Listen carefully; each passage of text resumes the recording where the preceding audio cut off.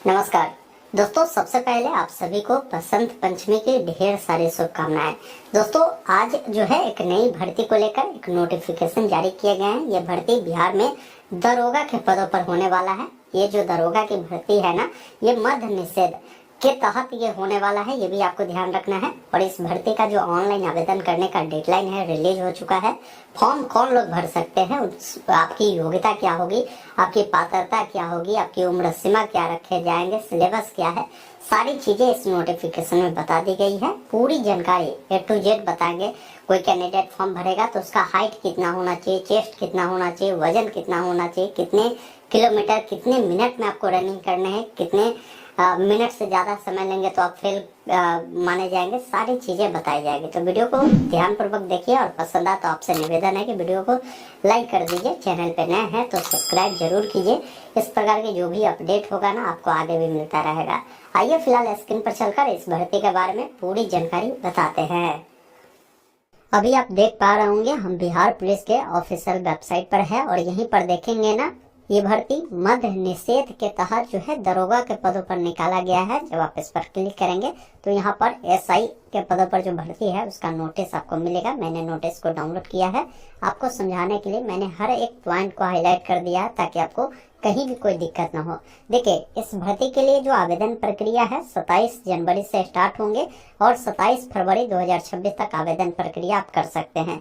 भर्ती में क्या है ना कि आपकी जो सैलरी होगी लेवल 6 का होगा। भर्ती की संख्या 78 है, मतलब थोड़ा सा सीटों की संख्या कम है, लेकिन भर्ती काफी शानदार है, ये ध्यान रखिएगा।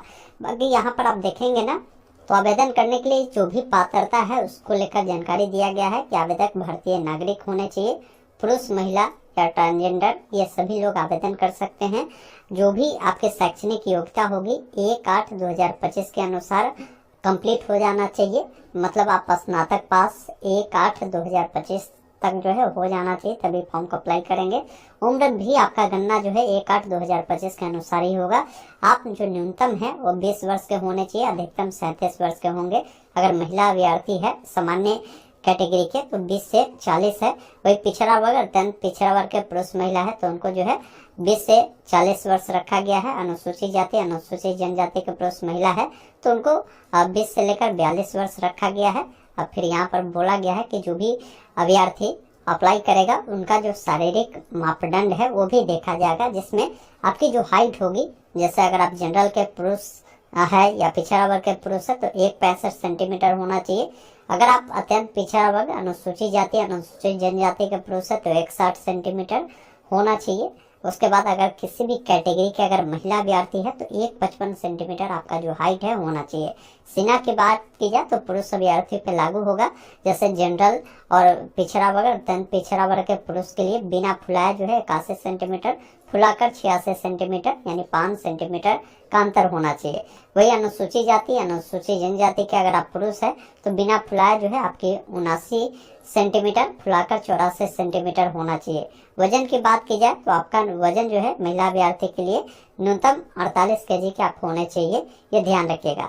बाकी इस भर्ती का चयन प्रक्रिया कैसे होगा, तो इसमें आपकी लिखित परीक्षा होगा, ये ध्यान रखिएगा। लिखित परीक्षा 2 चरणों में होगा। पहला चरण आपकी प्रारंभिक परीक्षा है, दूसरा चरण आपका मुख्य परीक्षा होगा। जो भी लिखित परीक्षा होगा इसमें सभी जो पत्र होंगे ना बहुविकल्पीय आपके होने वाले हैं। प्रथम चरण जो होंगे जैसे प्रारंभिक परीक्षा, ये 200 अंकों का एक पत्र होगा, जिसमें कुल प्रश्नों की संख्या 100 होगी और एक प्रश्न 2 अंकों का होगा। अधिकतम 2 घंटे के समय जो है इसमें दी जाएगी।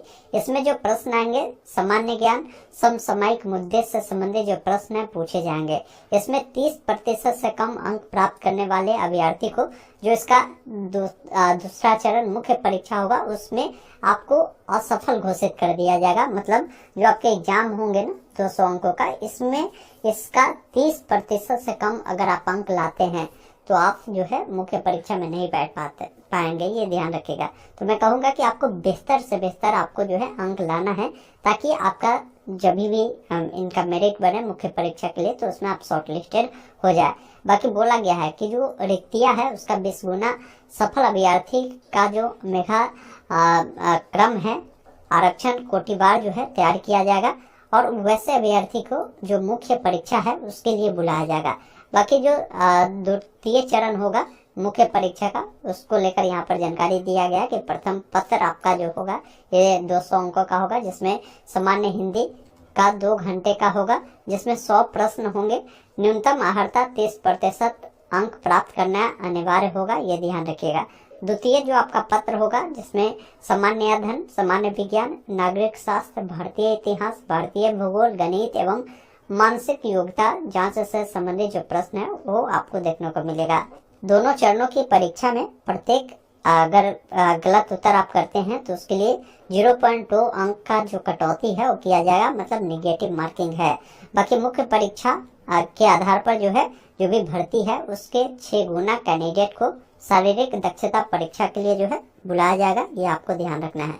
फिर आपके तृतीय चरण यही शारीरिक योग्यता दक्षता परीक्षा होगी, जिसमें आपकी रनिंग देखा जाएगा। तो अगर आप किसी भी कैटेगरी के पुरुष अभ्यर्थी है तो 1.6 किलोमीटर की जो रनिंग है आपको 6 मिनट 30 सेकेंड के अंदर में जो है आपको कंप्लीट करना है। अगर आप इससे अधिक समय लेते हैं तो आप असफल घोषित कर दिए जाएंगे।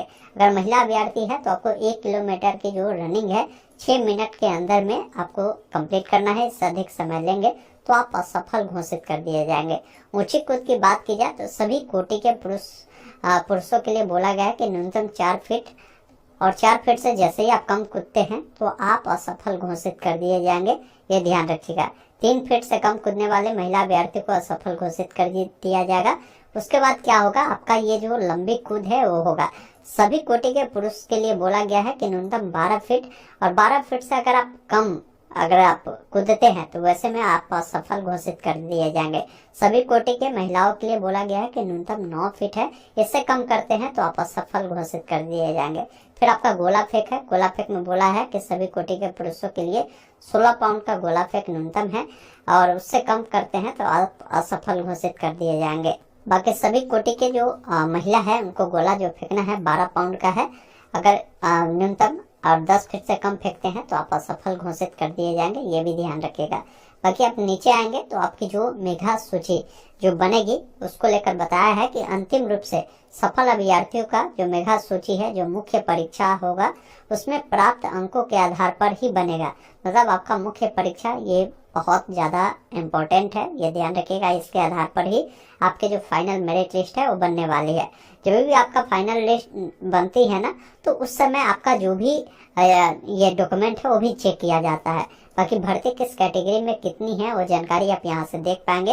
अगर आप इस भर्ती का फॉर्म भरना चाहते हैं तो मैं 27 जनवरी को एक वीडियो लाऊंगा, उसमें आपको फॉर्म भरने का जो तरीका है आपको स्टेप बाय स्टेप बताऊंगा। तो फॉर्म भरने में जो भी जानकारी चाहिए, जिसमें आपका मोबाइल नंबर, आपका ईमेल आईडी चाहिए, साथ में आप 10वीं पास है तो 10वीं का मार्कशीट सर्टिफिकेट उसका जानकारी रखिएगा, 12वीं का जानकारी रखिएगा, और ग्रेजुएशन का सर्टिफिकेट मार्कशीट आपको रखना है। अगर BC वाले हैं तो मैं कहूँगा कि NCL भी बनाकर रख सकते हैं। SC ST को अपना कास्ट सर्टिफिकेट रखना है। तो ये सब डॉक्यूमेंट है जिसको आप बनाकर रखिएगा तो आप इजीली फॉर्म को अप्लाई कर पाएंगे, कोई दिक्कत आपको नहीं होने वाला है। बाकी अप्लाई वाला वीडियो देखकर ही फॉर्म को आपको भरना है। दोस्तों अभी आपने देखा मैंने आपको इस भर्ती के बारे में पूरी डिटेल जानकारी उपलब्ध करवाया। उम्मीद करता हूँ आपने पूरी जानकारी समझा होगा। तो वीडियो को लाइक शेयर जरूर कीजिए। धन्यवाद। जय हिंद।